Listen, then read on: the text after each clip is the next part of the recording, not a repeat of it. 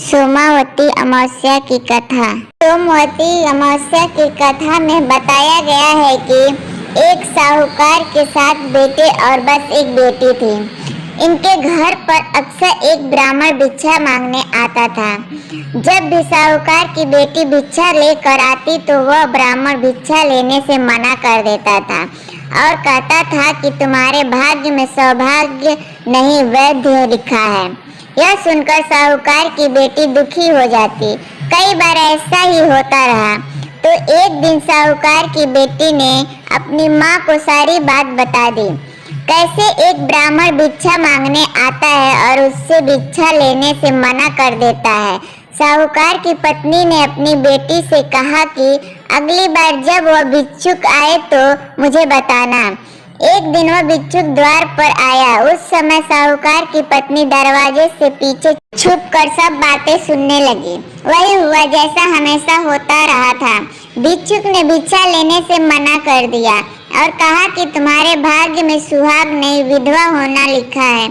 इस बात को सुनकर साहूकार की पत्नी दरवाजे के ओर से बाहर आकर भिक्षुक से कहने लगी कि एक तो हम भिक्षा दे रहे हैं, ऊपर से आप हमें अशुभ बात कह रहे हैं। ब्राह्मण ने कहा कि मैं जो कह रहा हूँ वह सच है। आपकी बेटी के भाग्य में ऐसा ही लिखा है। जब विवाह के समय आपकी बेटी फेरे ले रही होगी उसी समय सांप आकर इसके पति को काट लेगा और यह विधवा हो जाएगी। ब्राह्मण की बातें सुनकर साहूकार की पत्नी दुखी हुई, लेकिन फिर ब्राह्मण से बोली कि अगर आपको यह पता है कि यह विधवा होगी तो आपको यह भी पता हो सकता है कि इसके सुहाग की रक्षा कैसे होगी।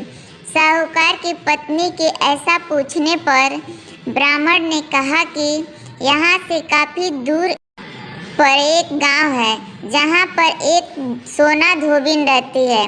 वह हर सोमवती अमावस्या को व्रत रखती है। इससे उसका सुहाग अटल है।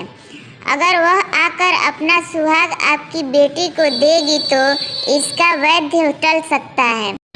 ब्राह्मण की बात सुनकर साहूकार की पत्नी ने ब्राह्मण को धन्यवाद किया और वह सोना धोबिन की तलाश में निकल गई।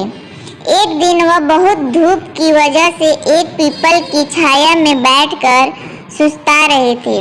तभी उसने देखा कि एक सांप आया और उस पीपल के पेड़ पर गरुड़ के बच्चों को खाने के लिए पेड़ पर चढ़ने लगा। साहूकार की पत्नी ने उस सांप को मार दिया और गरुड़ के बच्चों की रक्षा की। इतने में गरुड़ भी वहां आ गया और देखा कि आसपास खून फैला है। गरुड़ को लगा कि साहूकार की पत्नी ने उसके बच्चों को नुकसान पहुंचाया है, इसलिए गरुड़ ने उस पर हमला कर दिया। लेकिन साहूकार की पत्नी ने उसे रोका और बताया कि उसने तो उसके बच्चों की रक्षा की है। गरुड़ ने जब इस सच को जाना तो उसने कहा कि तुमने मेरे बच्चों की रक्षा की है, इसलिए बताओ कि मैं कैसे तुम्हारी मदद कर सकता हूँ। साहूकारनी ने तब गरुड़ को बताया कि वह सोना धोबिन की तलाश में निकली है। अगर वह उसे वहां तक पहुंचा दे तो बहुत उपकार होगा। साहूकारनी को गरुड़ ने सोना धोबिन के गांव पहुंचा दिया। सोना धोबिन के 7 बेटे और बहुएं थी, लेकिन बहुओं में घर के काम को लेकर कहा सुनी होती रहती थी। साहूकारनी को एक उपाय सूझा और वह हर रात जब सभी लोग सो जाते तो सोना धोबिन के घर में चुपके से चली जाती और घर का काम करके निकल आती। कई दिनों तक ऐसा चला तो एक दिन सोना धोबिन छुप कर बैठ गई और सब कुछ देख लिया। जब साहूकारनी जाने लगी तो धोबिन ने उसे पकड़ लिया और पूछा कि तुम कौन हो और यहाँ इस तरह मेरे घर का काम क्यों करके चली जाती हो। साहूकारनी ने कहा कि मैं सब बता दूंगी, लेकिन पहले वचन दो कि सब सच जानने के बाद तुम मेरी मदद करोगी। सोना धोबिन ने साहूकारनी को वचन दे दिया। साहूकारनी ने सब बातें सोना धोबिन को बता दिया और अपने साथ चलने के लिए कहा। सोना धोबिन साहूकारनी के साथ चल दी और अपनी बहुओं से कहा कि मेरे लौटने तक हो सकता है कि तुम्हारे ससुर जी की मृत्यु हो जाए, लेकिन इनके शरीर को तेल में डुबो कर रखना, अंतिम संस्कार मत करना।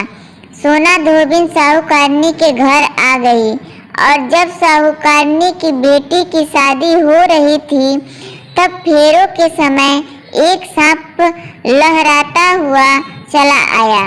सोना धोबिन ने उस सांप के आगे दूध और लावा रख दिया और जैसे ही वह दूध पीने लगा धोबिन ने उसे मार दिया। इसके बाद सोना धोबिन ने कहा कि अब तक जो भी सोमवती अमावस्या मैंने किया है उसका पुण्य फल मैं साहूकारनी की बेटी को देती हूँ।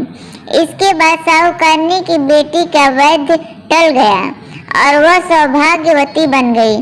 इसके बाद सोना धोबिन अपने गांव लौटने लगी तो एक दिन रास्ते में ही सोमावती अमावस्या आ गई।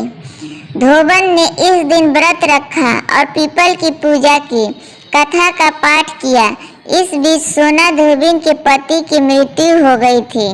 जब वह घर लौटी तो उसने अपने रास्ते में किए सोमावती अमावस्या का पुण्य अपने पति को दे दिया। इससे उसका मरा हुआ पति फिर से जीवित हो उठा।